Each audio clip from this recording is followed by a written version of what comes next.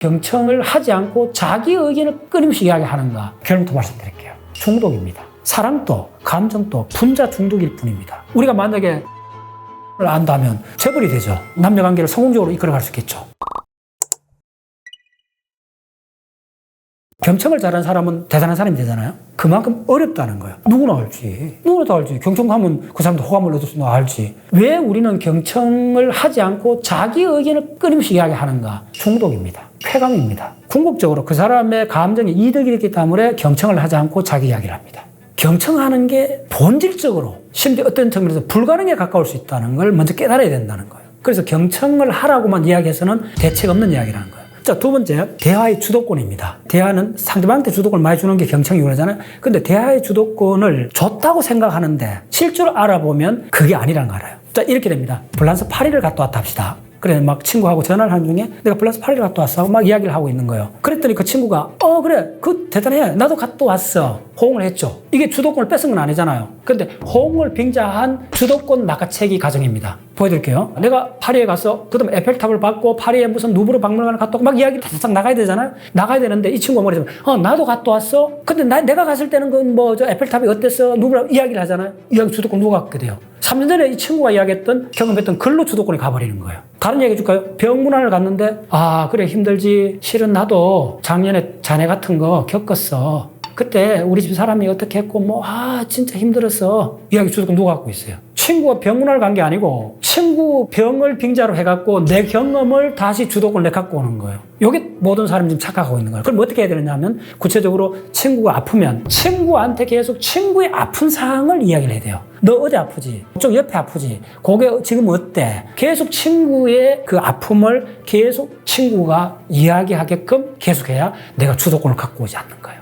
이거 항상 착각해요, 사람들이. 어떤 경우도 대화를 실패하지 않을 수가 있습니다. 묘책이 하나 있습니다. 첫 번째, 물질적 아쉬움이 있을 경우. 두 번째, 정신적 아쉬움이 있을 경우. 물질적 거는 내가 뭘 부족한 거예요. 두 번째, 정신적 뭐냐? 주로 내가 허전한 거예요. 자, 두 개 다 공통점이 뭡니까? 집합론적으로. 내가 부족한 거죠. 그럼 내가 전화를 통해서, 대화를 통해서 내가 이걸 획득해야 되잖아요? 그런데 내가 부족해서, 허전해서 전화해 놔놓고 싫은 소리 하던 그런 경우도 비일비재하잖아요? 왜 그럴까요? 뭘 잊어버렸어요? 내가 왜 전화했는가? 원뿌리를 잊어버렸죠. 요거 훈련하시면 돼요. 심지어는 부탁하는 말, 내가 아쉬워 부탁하는 전화 해놔놓고도 내가 화낼 때도 많아요. 저도 많이 그런 경험을 해봤어요. 상대는 내 도와주고 싶은데 상대가 대답이 조금 늦었다 해갖고 내가 막 하는 경우도 있잖아요, 누구나. 그때마다 아니야. 내가 왜 전화했지? 저 사람한테 뭘 얻어내려고 한 거 아니야? 그러면 내가 위로서 전화했잖아. 그러면 나는 어떤 요 전화를 통해서 내가 원하는 걸 획득해야 되겠다. 그러면 좋은 말이 나오죠. 내가 왜 전화를 했지? 다정한 목소리가 그리워서 전화했잖아요. 그러면 따져 묻는 그런 딱딱한 너투로 이야기하면 안 되지. 순간적으로 이거 딱 브레이크를 걸어줘요.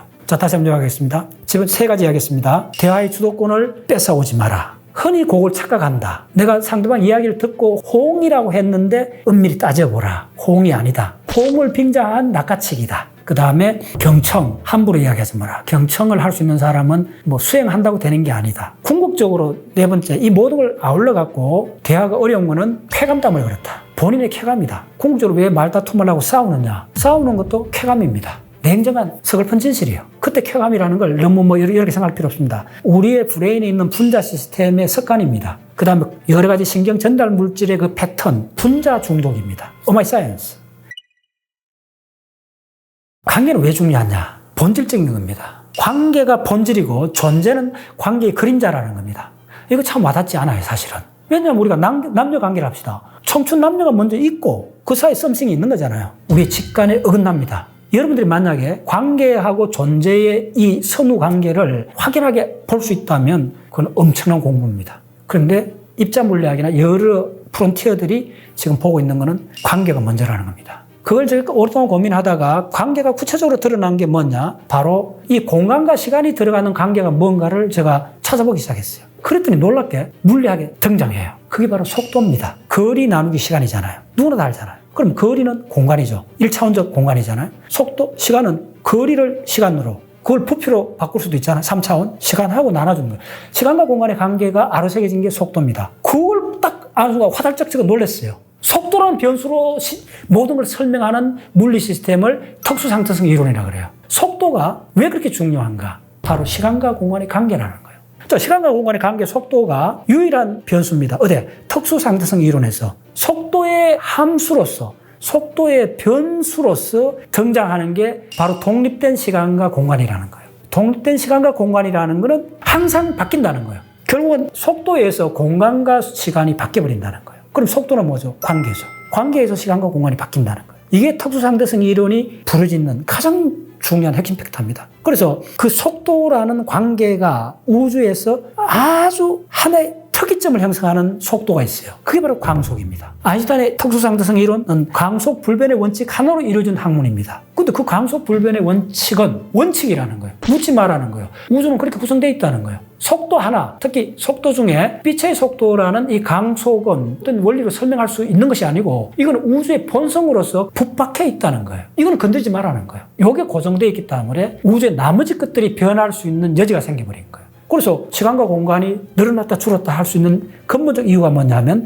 속도라는 특수한 관계, 광속이 왜 초속 30만 킬로가 되었느냐는 어떤 물리 방정식도 법칙도 설명을 할 수가 없어요. 근데 광속은 우주의 가장 보편적인 물리 상수입니다. 특수성과 보편성을 함께 갖고 있는 상수. 광속이 모든 것에 어떤 상황에도 이 광속은 바뀌지 않는 보편성을 가져요. 그리고 딱 한 숫자라는 게 특수성이죠. 그런 게 또 뭐 어디 있을까요? 우리가 잘 아는 상수 중에 그 많은 상수 중에 자연이라는 말을 붙인 상수가 하나 있습니다. 자연상수 2.718 우리 고등학생들 그렇게 많이 봤던 그런데 잡으세요. 그 상수에 2.718 무리수죠. 무한히 가는 그 숫자가 모든 자연각이 나오죠. 저는 공부를 어떻게 하느냐면요. 아까 경청에 대해서도 내가 그렇게 딱 꼬집었잖아요. 우리가 뭐가 안 될 때 경청하기 굉장히 어렵잖아요. 무지하게 어려운 현상이 드러나면 그 질문을 뒤집어 보라는 거예요. 마찬가지로 자연상수 2는 왜 여기다 자연이란 말을 붙였는가 합니다. 대단하잖아요. 어떤 상수에다 자연이란 말을 붙인다는 게 가장 대단한 걸 붙여줬잖아요. 자, 그거 한번 설명해 보세요. 왜 자연녹을 했을까? 수학에 대해서 우리가 물어야 될 가장 근본적인 질문은 왜 틀리지 않는가 이 문제입니다. 이걸 다른 버전으로 수학은 어처구니 없이 유용하다는 거예요. 틀리지 않으니까 틀리면 유용할 수가 없죠. 공부의 핵심적인 방법론은 정확한 그 질문을 발견해내야 돼요. 공부에 폭발을 일으키려면 그 자연녹을 갖고 로고 계산하기 전에 딱 써놔놓고 이걸 왜 수학자들이 이 로고에다가 자연녹이라고 자연이란 말을 붙여줬느냐 이거예요. 그걸 딱 깨닫는 순간 이 자연녹가 거의 모든 물리 현상에 들어간다는 걸 알게 되고 그 다음에 사회적 현상에도 들어가요. 자, 그거 왜 그럴까요? 네, 결론부터 말씀드릴게요. 자연녹은 자연에 있는 변화율을 드러내는 유일한 숫자입니다. 변화율은 뭐하고 있냐면 패턴입니다. 우리가 이제 패턴이라는 말 많이 쓰잖아요. 예, 우리가 패턴을 식별한다, 패턴을 탐지한다 이러는데 수학을 뭐라고 하냐면 패턴의 학문이라고 합니다. 수학이 대략 3,000년 동안 어떤 식으로 바뀌었나 하면 맨 처음에는 자연수, 정수, 경제활동을 카운트하고 있어 그걸 썼습니다. 숫자가 핵심이었습니다. 기하학이 나오면서 도형이 들어옵니다. 1600년도 후반에 뉴턴하고 라이프니츠가 나오면서부터 움직임에 대한 학문이 수학이 됩니다. 그래서 기존에 양을 다루는 수, 그 다음에 기하학적 형태를 다루는 기하학, 그 다음에 움직임을 다루는 미분학, 이것들을 다 포함하면서 점점 발전하는데 지금의 수학은 대부분 수학자들이 패턴의 학문이라고 합니다. 자, 그럼 패턴이 뭐가 있냐면 데이터의 패턴을 뭐라 그러죠? 통계. 우연히 일어나는 사건의 패턴을 뭐라 그러죠? 확률. 그 다음에 형태의 패턴을 뭐라 그러죠? 기하학. 그 다음에 움직임의 패턴을 뭐라 그러죠? 미적분학. 모든 게 지금 패턴의 학문이 됐습니다. 근데 why? 또 마찬가지로 집합론적 사고를 하면 가장 중요한 질문을 던질 수 있습니다. 왜 패턴이 중요해졌을까? 왜 모든 수학자들이 지금 수학은 패턴의 학문을 할까? 인류사에서 중요해져서 그런 겁니다. 그럼 왜 인간은 패턴을 잃는 것을 지금 가장 중요하게 여기는가? 간단합니다. 패턴은 숨겨졌기 때문에 그렇습니다.